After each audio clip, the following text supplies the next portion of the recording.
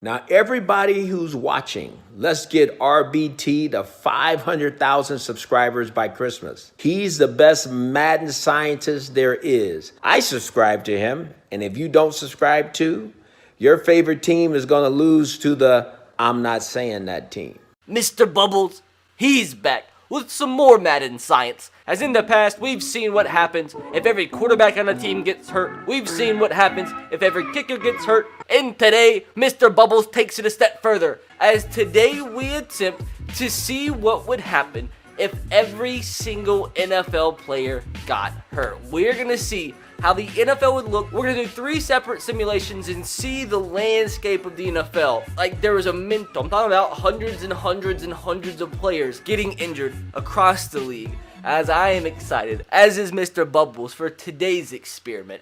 So hopefully, guys, do enjoy today's Madden 20 scientific experiment. And if you do, make sure to smash that like button. Let's see if we can go for 3,000 likes within the first hour.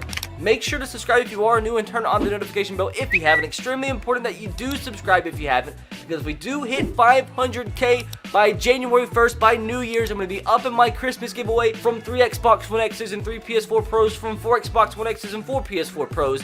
And as you guys, I don't know if you can see in the background, there's the Xboxes. The PS4s are right behind me. The giveaway is now active on my Instagram account. I will leave a link to my Instagram in the description box below my last post. It'll give you all the details on how to enter. It's extremely simple, so make sure to go take part in that giveaway. There's a bunch of stipulations on that giveaway, whether or not we even add more things to it, like $50 Amazon codes, and as I said, if we hit 500K by Christmas, maybe even add another console onto it, so make sure to go enter the giveaway if you haven't.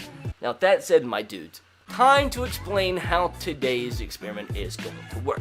Today's experiment will be the first time in this little mini-series that we do with the quarterbacks and kickers that we don't actually play a game. We're going to do 3 separate simulations, and the simple thing that we did do to this franchise to make it to where the injuries are going to be up is we simply went into sliders, gameplay sliders, and as you see here, the injury slider is all the way up to 100. Not only is that up to 100, so is fatigue. So more players to get injured.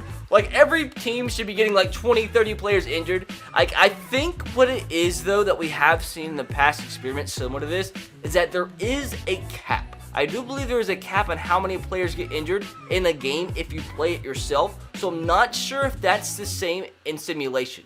So I think in a game, like if you're playing with a full active 53-man roster, like in a regular season game, you can only have, I think it's 6 players get injured in that game. And after that, it doesn't matter if you run the ball through quarterback every single play and got big hit every single play. Even if his injury rating was 1, he doesn't get injured.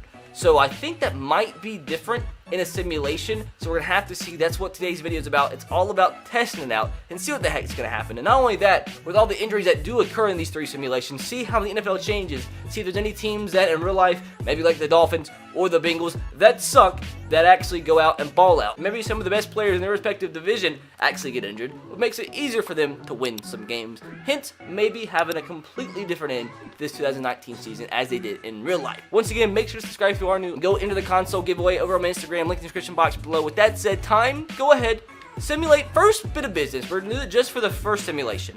We're going to sim just simply to week number 1 and see like what happens in the preseason, how many players get injured. The rest of the simulations will only go to the end of the regular season. We have a total, oh my god, this is going to be one heck of a Madden 20 experiment.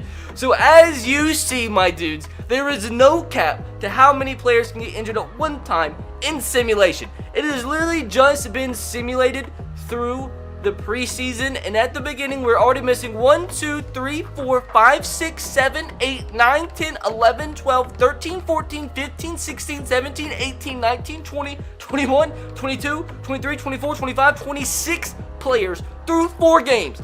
3 middle linebackers. We had, I think, 4 quarterbacks get injured. Oh, dude, this is about to be so much freaking fun. So, end of the regular season, first thing we're going to see is what the record ended up here in the AFC North. The Ravens still win the division, so not many things changed here. The Ravens still go 12-4. As we see, best record in the league goes to the Saints at 15-1. Giants had a huge year. They go from having one of the worst records in real life to 13-3. Same thing with the Chargers. Very subpar in real life, but went 13-3 in the simulation. Bills did just exactly how they're doing in real life, pretty much. Eagles go 10-6. My Titans, hopefully that's how the record's getting up after next week. If the Titans do win next week, beat the Texans, and make it to the playoffs, more than likely I am going to go and probably will vlog their wild card round. Lions make the playoffs, Chiefs, Cowboys all make the playoffs, as worst record in the league goes to the Redskins. So the bottom tier teams are still kind of there, but the Vikings had a huge drop off, so probably had a lot of injuries. The Bengals obviously fared well because they got 4 more wins than what they're going to get in real life. Panthers go 6-10.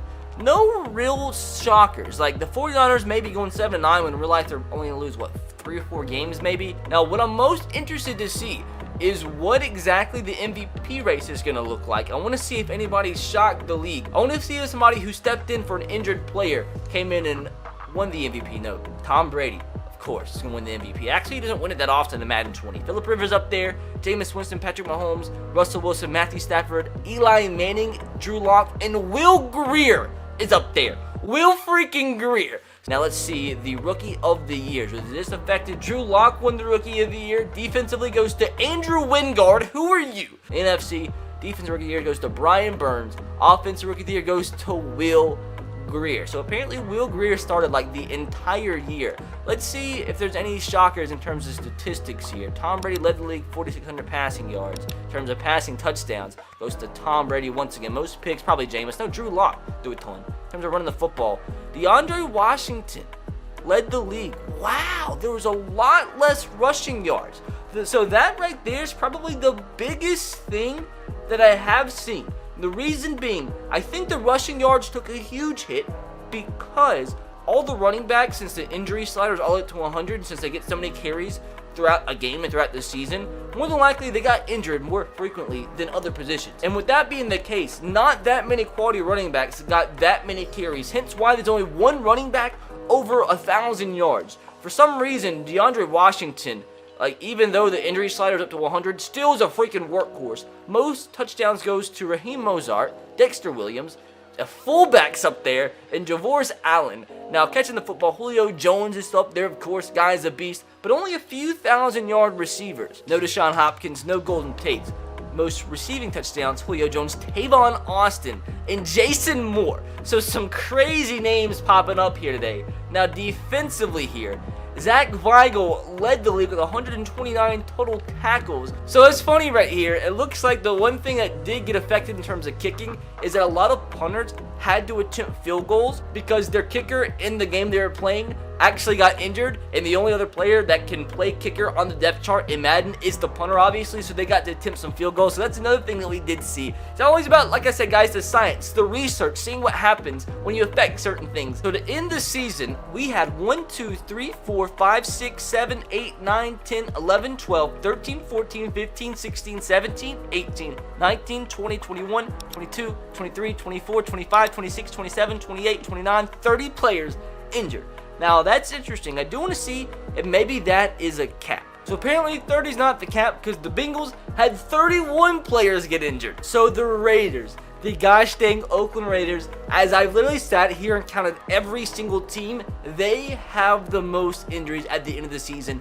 34 players. Go ahead and simulate the Super Bowl. And it's, of course, dude, it's the Giants and Patriots. A rematch of how many times they matched up in the Super Bowl? A lot of times. Tom Brady and Eli Manning here. I'm guessing Daniel Jones is injured. Who is going to win this first Super Bowl and is going to be the Giants, please? No, it's the Patriots, 28-14. They still find a way to get it done. Tom Brady and Eli Manning, both the quarterbacks, toting the rock here. Rex Burkhead, Wayne Gallman, and Tom Brady. Sony Michel, for some reason, was behind Rex Burkhead. Saquon rushed the ball twice, but I'm guessing he probably got injured. And once they run out of running backs, I'm guessing probably the last running back can't get injured. That's what I'm guessing is how Madden goes about this in the simulations. Catching the football, Jacoby Myers led the game. 11 receptions, 96 yards. Sterling Shepard played. Wayne Gallman got some receptions. Evan Ingram was still healthy. Oh, Mr. Bubbles, now head coach of the Tennessee Titans. Instead of going to the preseason this time, we're just going to simply go ahead and simulate the playoffs. So end of simulation number 2. Texans win the AFC South. The rest of the AFC South was absolutely atrocious. Best record goes to the Patriots once again. Falcons had a great year. Cowboys had a great year. Bucks had a great year, so no real shockers this time around. Let's see, the Bengals made the playoffs, so that right there shows you the AFC North was definitely affected by some injuries. Have I seen the Ravens yet? The Ravens all the way down at 5-11. Lamar Jackson had to have gotten hurt. Bears are way down there. Jets, worst record at 3-13. Dolphins, they went 6-9-1, so that's interesting. Saints had a really bad year, all probably because of injuries. I'm waiting on somebody crazy to go out there and win the MVP, but it's probably once again going to be Tom Brady. Jake Rudock was our freaking leading passer in Tennessee. MVP goes to, of course, Tom Brady. Maybe he has a trait where he can't get injured. I don't know. But no crazy players up here. Jake Rudock. Okay, that's nice. Let's check out the Rookie of the Years this time around. In the AFC goes to Travion Williams. Defensively goes to Mac Wilson. NFC goes to Mr. Kendall Sheffield. Offensively goes to Quadre Olison. So that definitely was some interesting names this time around. Now, I'm guessing that Lamar got injured. Yeah. Oh my God, look at how many different quarterbacks played for this team. Davis Webb, Clayton Thorson, Trace McSorley, RG3, and Lamar Jackson. Looks like Lamar only played one game, was out for the rest of the year. And they went through so many quarterbacks. Look at this. Most teams had to play like 3 or so quarterbacks, maybe even 4 quarterbacks, because so many players kept getting injured and injured and injured over and over again. No real shockers here. Brock Osweiler apparently had a really good year with the Carolina Panthers. League leader in touchdowns, Tom Brady. Most picks thrown by Phillip Rivers. Here running the football. Not one 1,000-yard rusher this time around. Alec Ingold and Ezekiel Elliott. That's what I expected. A fullback. A freaking fullback to lead the league in rushing touchdowns. Receiving yards. Okay, Michael Thomas this time. The only receiver with over 1,000 yards. I do want to see, though, what happened to poor old Lamar Jackson here. Did Lamar Jackson get an extremely severe injury? He had apparently a shoulder tear. The left tackle's injured. Tyrone Crawford. Marshall Yonda's out. DeMonte Pecco Sr.'s out. Hollywood Brown's out again. Dalen Mack. Trace McSorley out again. Tavon Young. Chris Moore. Gus Edwards out. Lamar Jackson. Middle linebacker D'Anthony Thomas. RG3. So I don't even know who their starting quarterback was at the end of the year. Brandon Williams. Seth Roberts. They had no quarterbacks and no wide receivers left. Broken femur. My God, Chris Thompson. Fractured shoulder blade. I like that one. Groin tear. Broken tibia. I'm trying to see the most obscure injuries. Of course, they're not going to have fractured kneecap. That's an interesting one. But I think fractured kneecap is probably going to be the most obscure injury that we see in this entire list. With that, I guess it's time now to sim the Super Bowl and see who makes it in simulation number 2. Is it going to be some whack team here? Is it going to be the Giants again, possibly? Or is it going to be the Patriots? No, it's the Cowboys and the Chargers. And the winner, Super Bowl 54. With all the injuries going crazy here. It's the Cowboys, 27-21. So in the Super Bowl, it looks like Dak got injured, then Cooper Rush came in, he got injured, then David Blau came in, and on his only pass attempt, completed it for a touchdown. Phillip Rivers apparently didn't get injured because no pass attempts from Tyrod or Easton Stick, but yet the Cowboys still come out with the Super Bowl dub, running the football. Alex Collins with 29 attempts. I'm going to bet that Zeke had 1 attempt rushing. He had 0 attempts, so apparently he got injured.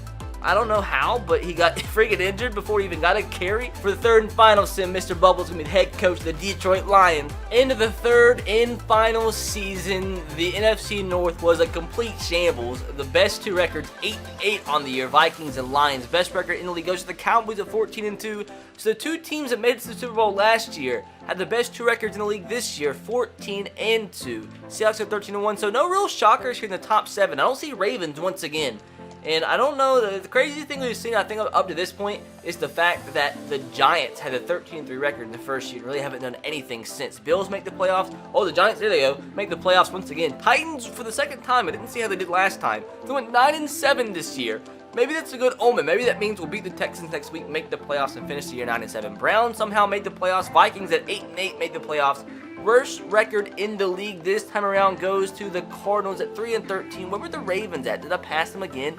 Ravens, they went 8-8, so a big drop-off. I'm guessing probably Lamar got injured again. Come on, please tell me Tom Brady, once again, is not going to win the MVP. Give me somebody extremely obscure here. Oh, there we go. Tom Brady, for the third consecutive time, wins the MVP, which is crazy because he never, ever wins MVP in simulations, ever, until everybody has 100 injury. So I unfortunately really didn't get an obscure player to win the MVP this year, although a guy like Philip Walker, who is this? Matt Barkley and David Fales up there. Who the heck? Who is Philip? Oh man, he actually is a quarterback. God dang. When I first saw him, I thought maybe he was another position, so maybe we got like a linebacker to actually be in the top 10 MVP race, but no, Philip Walker. Actually, currently a quarterback for the Houston Roughnecks of the upcoming XFL. Tom Brady led the league once again, 40 touchdowns to only 4 interceptions. Eli Manning was up there. David Fales balling out, throwing 16 picks, though. How did this man throw 16 picks, yet he led the league in interceptions, yet he still came in the top 10 of the MVP race? Like, how is that even freaking possible?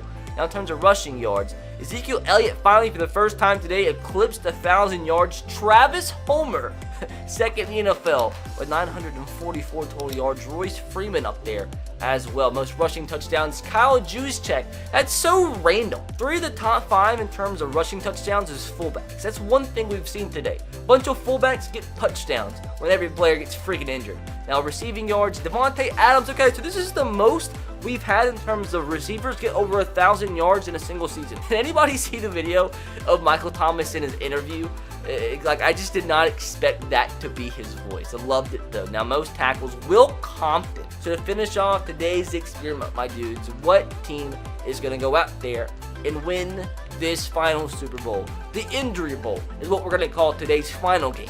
And that's going to be a matchup between the Seahawks and the Bills, and they get it done 28-25. It was actually freaking Matt Barkley who started the game. Matt Barkley started versus Russell Wilson, yet the Bills still found a way to win this game. My God, Matt Barkley, 350 yards, 3 touchdowns, no picks. Travis Homer was the leading rusher. The leading rusher for the Bills was Patrick DeMarco.